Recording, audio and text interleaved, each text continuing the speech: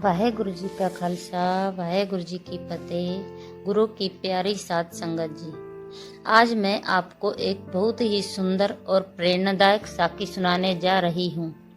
इस साखी को सुनकर आपके दिल में गुरु के प्रति श्रद्धा और प्रेम का भाव जागेगा।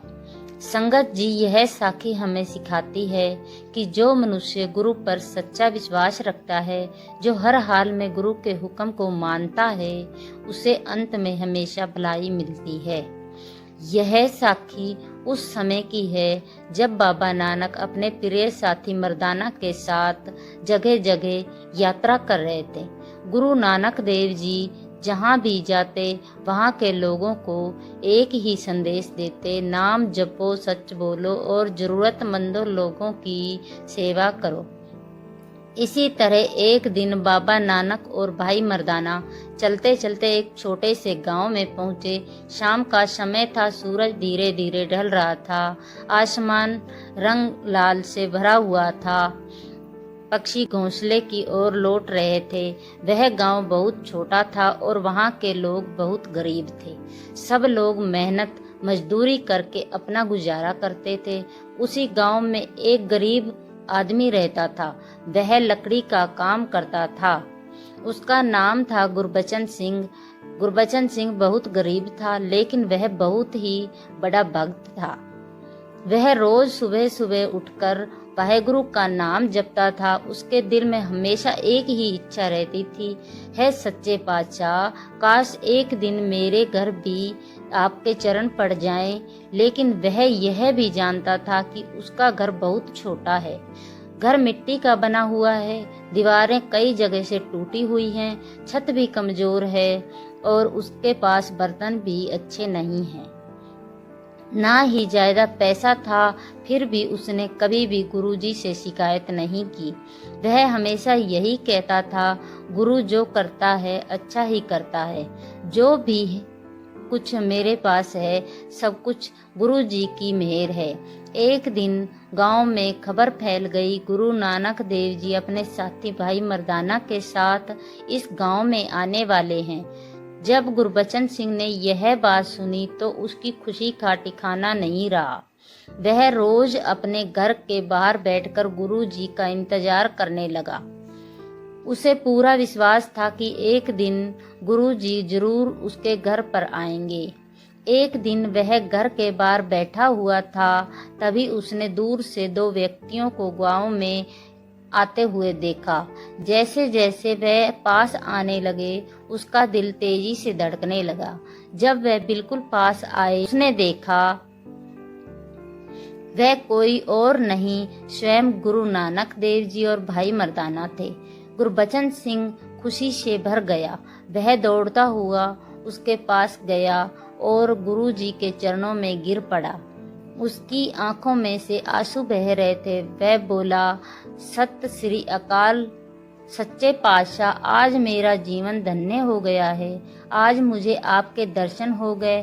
गुरु नानक देव जी ने उसे प्यार से उठाया और कहा, गुरबचन सिंह, आज की रात हम तुम्हारे घर ही विश्राम करेंगे और भोजन भी वहीं करेंगे। यह सुनकर गुरबचन की खुशी का ठिकाना नहीं रहा, लेकिन उसके मन में एक चिंता भी आ गई।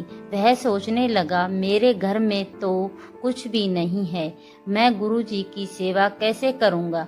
लेकिन फिर उसने सब कुछ वाहेगुरु पर छोड़ दिया।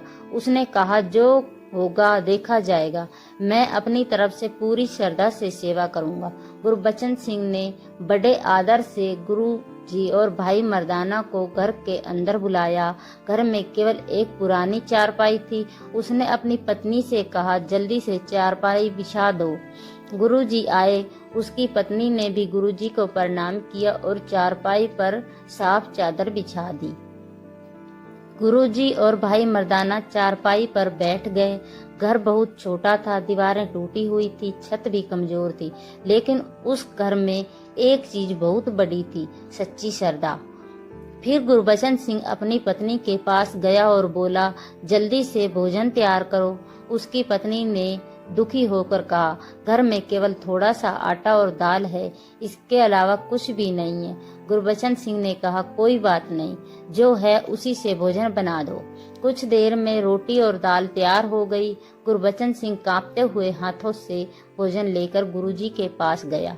उसे शर्म आ रही थी कि इतना साधारण भोजन वह गुरुजी को कैसे खिलाए, लेकिन गुरु नानक देव जी उसके मन की बात समझ गए। उन्होंने मुस्कुराकर कहा, गुरबचन सिंह, भोजन की कीमत उसके स्वाद से नहीं होती, उसकी कीमत भावना से होती है।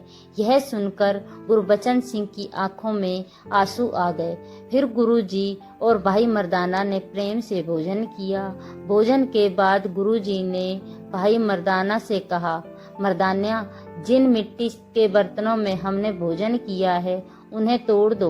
यह सुनकर भाई मर्दाना हैरान हो गए, लेकिन गुरुजी के हुक्म में कुछ सोचकर उन्होंने चुपचाप बर्तन तोड़ दिए। जब बर्तन टूटने की आवाज आई तो गुरबचन सिंह बाहर आया, लेकिन उसके चेहरे पर कोई दुख नहीं था, वह मुस्कुरा रहा था। भाई मर्दाना ने पूछा, क्या तुम्हें बुरा नहीं लग रहा? गुरबचन सिंह बोला, मेरे पास जो कुछ भी है सब कुछ गुरुजी का दिया हुआ है। अगर गुरुजी इसे तोड़ना चाहते हैं तो मैं जरूर इसमें ही अपनी भलाई समझूंगा।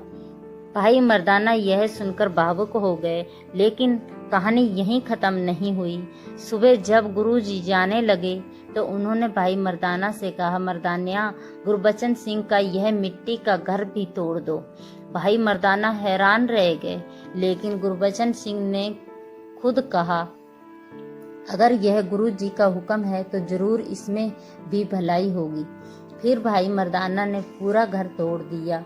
कुछ ही देर में घर मिट्टी का ढेर बन गया। फिर गुरुजी आगे यात्रा पर निकल गए और थोड़ी दूर जाकर उन्होंने गुरबचन सिंह को वापस घर में जाने के लिए कहा। गुरबचन सिंह जब वापस अपने घर पहुंचा तो वहां केवल मलबा पड़ा था, लेकिन उसके चेहरे पर दुख नहीं था।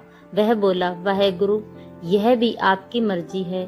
तभी उसे एक छोटी सी दीवार दिखाई दी जो अभी भी खड़ी थी। उसने सोचा शायद यही काम अधूरा रह गया। उसने उस दीवार को भी तोड़ना शुरू किया।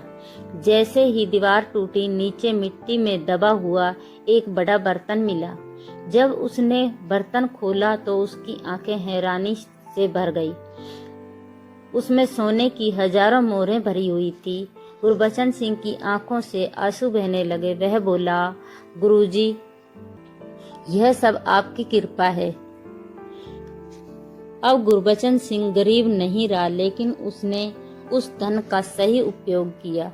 उसने बड़ा घर बनाया और रोज गरीबों के लिए लंगर लगाना शुरू किया। संगत जी, इस साखी से हमें यह सीख मिलती है, जो व्यक्ति गुरु पर सच्चा विश्वास रखता है, गुरु कभी भी उसे खाली हाथ नहीं रहने देते।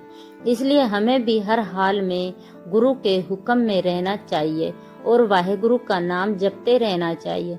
अगर आपको यह साखी अच्छी लगी हो तो कमेंट करके जरूर बताइए।